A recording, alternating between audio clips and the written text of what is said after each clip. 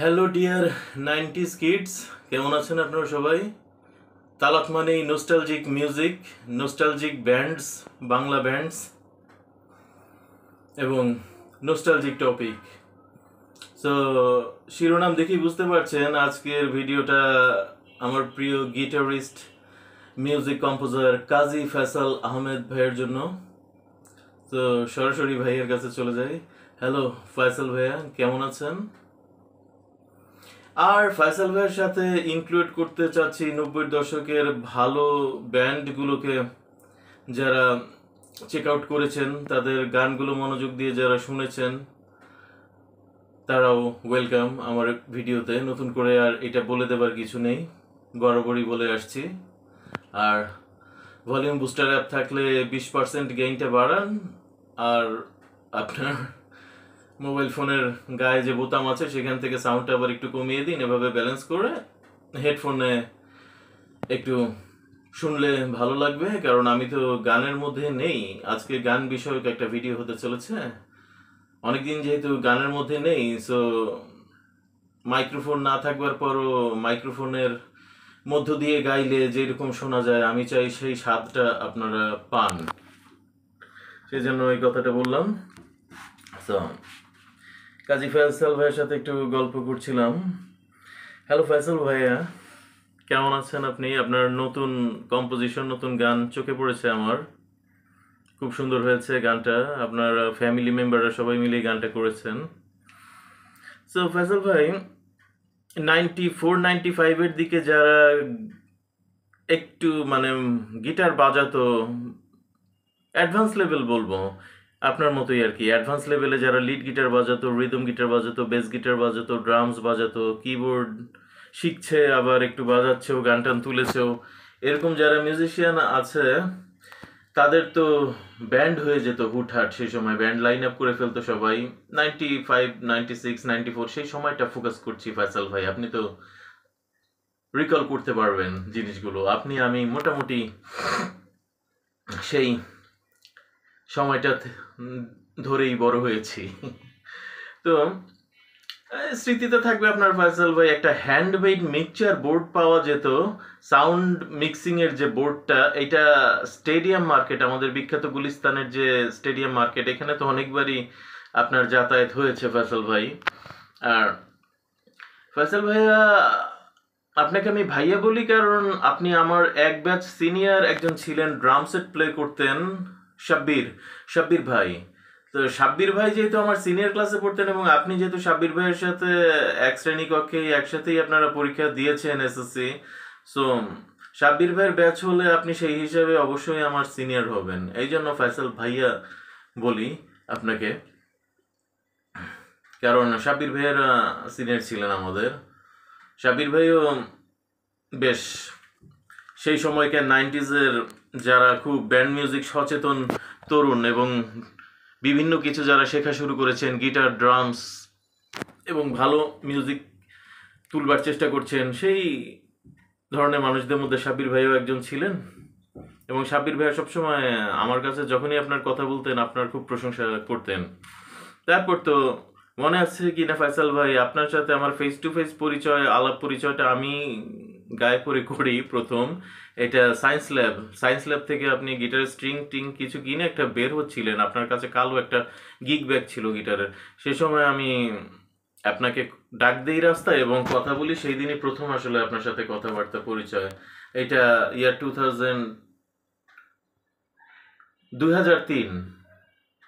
2003-তে হবে, এটা কাছাকাছি সময়। যাই হোক ফয়সাল ভাই, আমি প্রসঙ্গে ফিরি, যেটা বলছিলাম মিক্সার বোর্ড। তো এই স্টেডিয়াম মার্কেটে, গুলিস্তানের স্টেডিয়াম মার্কেটে একটু খোঁজাখুঁজি করলে একটা হাতে বানানো মিক্সার বোর্ড কিন্তু সেই সময়টায় খুব জনপ্রিয় ছিল, 95-96-এর দিকে এটা পাওয়া যেত। এবং এইটা যারা উঠতি ব্যান্ড শিল্পী যারা ছিল, তারা এই মিক্সার বোর্ডটা কিনে এনে ক্যাসেট প্লেয়ারে বাসায় ট্র্যাক রেকর্ডিং করতো। যেমন 5টা গান তুলেছি, এটা মানুষের অন্য ব্যান্ডের গান হোক, নিজেদের গান হোক, চল আমরা লাইন ইন করি সব। ক্যাসেট প্লেয়ারে মিক্সার বোর্ডের মাধ্যমে একটা ক্যাবেল দিয়ে লাইন ইন করা হতো। খুব ভালো রেকর্ডিং যে হতো সেটা বলবো না, সস্তা জিনিস তো অ্যাটলিস্ট, বাট তারপরও প্রচুর আনন্দের ব্যাপার ছিল কিন্তু এই জিনিসটা। কিবোর্ডিস্ট তার লাইন দিয়ে দিল, গিটারিস্ট তার লাইন দিয়ে দিল, ড্রামসটা ধরেন অ্যাকোস্টিকই বাজলো, বা অনেক সময় কিবোর্ডে যে রিদম প্রোগ্রামিং ছিল সেটা দিয়ে ড্রামস করা হতো। এইভাবে 5-6টা ছেলে মিলে খুব আনন্দ নিয়ে কিন্তু এই ধরনের ক্যাসেটের মধ্যে গানগুলো রেকর্ডিং করতো, এবং পরে রেকর্ডিং করার পরে এলাকায় যে তাদের ফ্যান ফলোয়ার ছিল তাদেরকে আবার শোনাতো যে দেখ রেকর্ডিং করেছি আমরা। তো আপনার আশা করি ফয়সাল ভাই এই ফেজটা মনে আছে আপনার। আপনি নিজে এইভাবে কখনো রেকর্ডিং করেছেন কি না আপনার ব্যান্ড নিয়ে আমি জানি না। আমার তো ব্যান্ড ওইভাবে ছিল না সেই সময়, তো আমি আমার মতো গান তুলেছি আসলে একা একা। আপনি যেমন ফয়সাল ভাই আপনার সামনে সেই সময় মেটালিকা পেয়েছেন, মেটালিকার সমস্ত রিফ তুলেছেন আপনি, তারপর ডিপ পার্পল পেয়েছেন, মেটালিকা ডিপ পার্পল এগুলোই আমার জানা মতে শুরুতে আপনি তুলেছেন গিটারে। আর আমিও সেইভাবে, আমি তো দেখলাম যে গিটার এত ভালো বাজাতে পারছি না, ভালো গিটারিস্ট হতে গেলে তো টাকা পয়সারও একটু ব্যাপার, গিয়ার্স গুলো কিনতে হয়। তো আমার তো সেভাবে গিয়ার্স কেনার সামর্থ্য ছিল না, তাই ভালো গিটারিস্ট হওয়ার চিন্তা করার আগে ভালো সিঙ্গার হওয়া যায় কিভাবে ওই চিন্তাটাই করছিলাম, কারণ সিঙ্গার হতে গেলে খুব একটা পয়সা লাগে না। গান শোনো, ব্রেন দিয়ে শোনো, পিক আপ করো এবং পারফেক্ট ভাবে গাওয়ার চেষ্টা করো, অনুশীলন করো, ওখানে পরিশ্রমটা বেশি যায়। টাকা পয়সা ইনভেস্ট করতে চাইলেও সেগুলো, আর ভোকাল প্রসেসর এগুলো তো ছিলই না তখন। আমরা ভোকাল মানে ভোকালে যত সুন্দরভাবে করা যায় জিনিসটা, এইটাই ছিল আমাদের সেই স্কুল লাইফে। তো সেই সময় আমি কয়েকজন ব্যান্ড সিঙ্গারের গান সেইভাবে, এটা কপি বলতে আমি সেইভাবে বলবো না, ইনফ্লুয়েন্স হিসাবে যেটা করতো অনেকেই সেই সময়, যে যাদের গান আমি আত্মস্থ করে আনন্দ পাচ্ছি, ভালো লাগছে আমার গাইতে, কমফোর্টেবল, গলার জন্য কোজি হচ্ছে, কমফোর্টেবল হচ্ছে, তো সেই কারণে তাদেরকেই আমি ওইভাবে করতে করতে আসলে জিনিসটা কপি করার প্রবণতা বা ফলো করার প্রবণতা, ওটা কিন্তু ওভাবে অনুশীলনের একটা ধারাই বলতে পারেন, অনুশীলনের একটা ধারার মধ্যে থাকতে থাকতে জিনিসটা হয়ে যায়। কপি সিঙ্গার তো আর কেউ হতে চায় না। ফয়সাল ভাইয়া, সরি,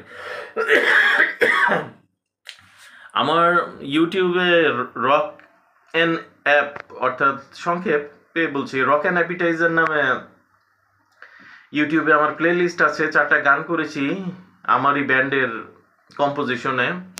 আমার সাথে একটা ছোট্ট ছেলেও গান গেয়েছে, কিছু গানে কণ্ঠ দিয়েছে। তো ওইখানে আমি যে আবার গিয়েছি ফয়সাল ভাই, ওখানে কিন্তু আমি একেবারে টোটালি তালাত রহমানের ভয়েস, যেটা আমার নিজস্বতা বজায় রেখে আমি ওখানে ভয়েস থ্রো করেছি।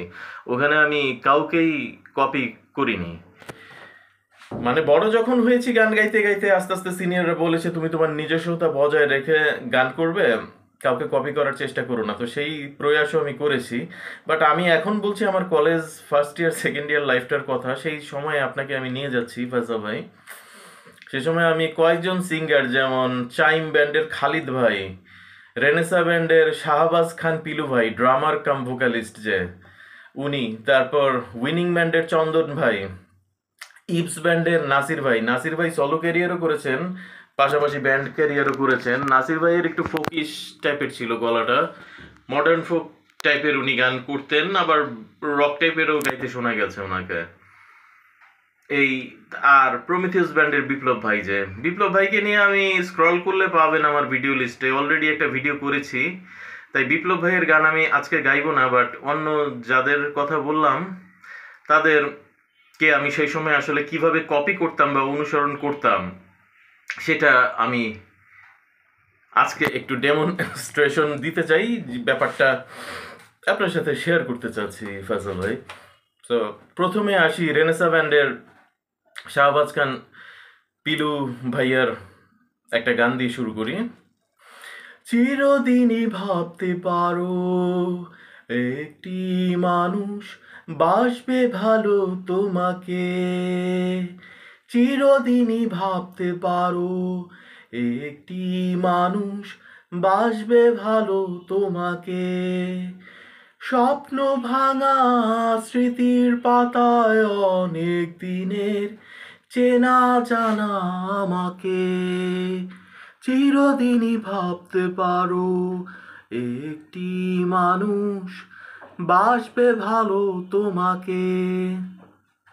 পিলু ভাইয়ার এরকম বেশ কয়েকটা গানই আমি সে সময় তুলেছিলাম, এইভাবে কপি করতাম। তারপরে চাইম ব্যান্ডের খালিদ ভাইয়ের দিকে একটু চলে যাই। দিন শেষে একা ভাবো নিজেকে যদি, আসবো ঘুমে হয়ে স্বপ্ন নদী। দিন শেষে একা ভাবো নিজেকে যদি, আসবো ঘুমে হয়ে স্বপ্ন নদী। শ্রাবণ সন্ধ্যাগুলো যদি হয় এলোমেলো, জানবে আমি আছি সেই সাঝে বরে শনে, আমায় যদি পরে মনে। কবিতায় কবিতায় মগ্ন থেকো, আসে না যেন জল চোখেরই কোণে। সরি, ডিস্টিউন্ড হলে মাফ করে দেবেন, গান বাজনার মধ্যে থেকে আমি ডিটাচড আসলে অনেক দিন। তারপরে